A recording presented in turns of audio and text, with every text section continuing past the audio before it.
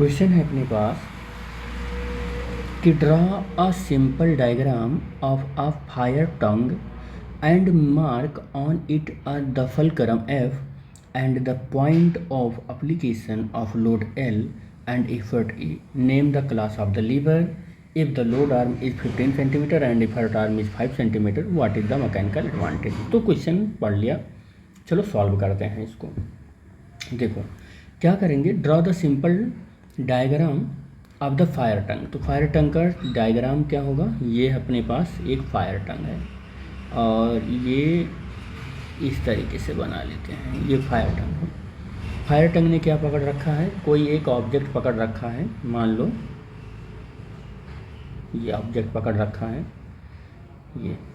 ये है, कोई कुछ पकड़ रखा है, ये फायर टंग, ठीक है, ऐसे पकड़ रखा है। तो फायर टंग में यहाँ पर आप अपने हाथ से दबाते हैं पकड़ने के लिए कुछ भी, ये कुछ भी पकड़ते हैं, तो इसको हम बोलते हैं डायरेक्शन ऑफ एफर्ट, ये होता है।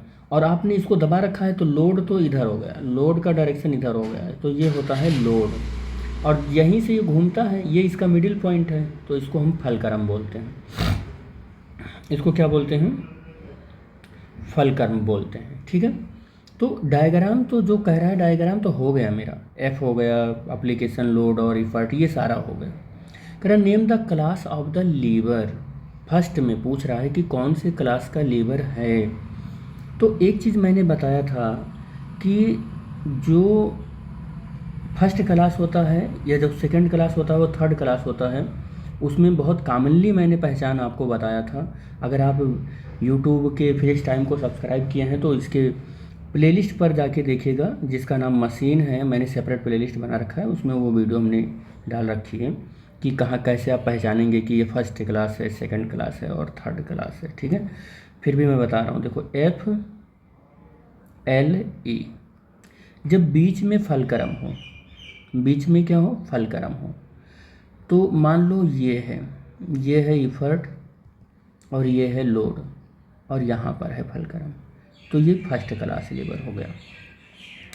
जब बीच में क्या हो, लोड हो, बीच में क्या हो, लोड हो, ठीक है, बीच में लोड हो और किसी एक जगह पर, मतलब मान लो यहाँ बीच में लोड है और यहाँ फलक्रम है और यहाँ पर इफर्ट है, जैसे समझ पा रहे हो ना।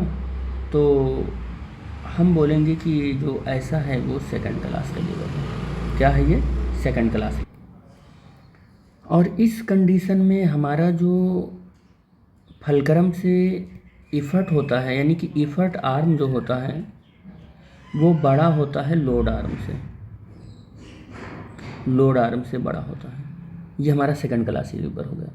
थर्ड क्लास लीवर में क्या होता है, हमारा इफर्ट बीच में होता है, इफर्ट बीच में होता है, यहाँ फलक्रम है और यहाँ पर लोड है। इसमें अब क्या होगा कि हमारा जो लोड आर्म है, लोड आर्म है वो बड़ा होगा इफर्ट आर्म से, इफर्ट आर्म से वो बड़ा होगा ऑलवेज, ये तो ये थर्ड क्लास लीवर हो जाएगा। अब आपको दिख रहा होगा कि फलक्रम किनारे पर है और इफर्ट यहाँ पर लग रहा है, इफर्ट आर्म ये हो गया, ये आपका क्या हो गया, इफर्ट आर्म हो गया, ये इफर्ट आर्म हो गया और यहाँ पर आपका ये देखो, यहाँ से यहाँ तक ये आपका लोड आर्म है। अब कौन सा आर्म बड़ा है, आप जनरली देख पा रहे होंगे कि मेरा लोड आर्म जो है वो बड़ा है और इफर्ट आर्म जो है ना वो मेरा छोटा है, इफर्ट आर्म मेरा छोटा है।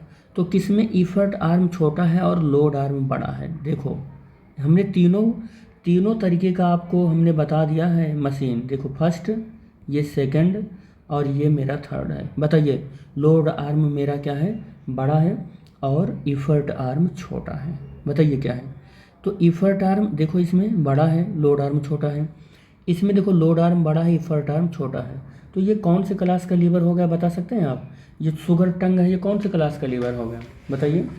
शुगर टंग कौन से क्लास का लीवर हो गया, बताइए ना।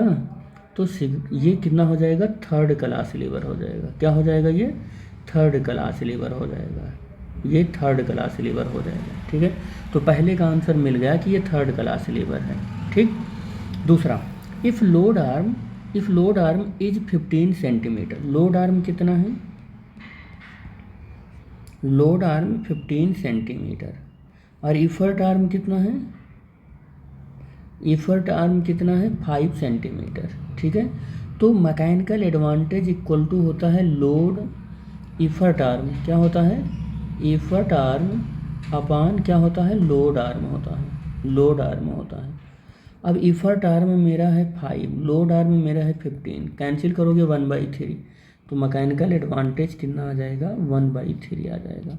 तो ये इसका आंसर हो गया बेटा।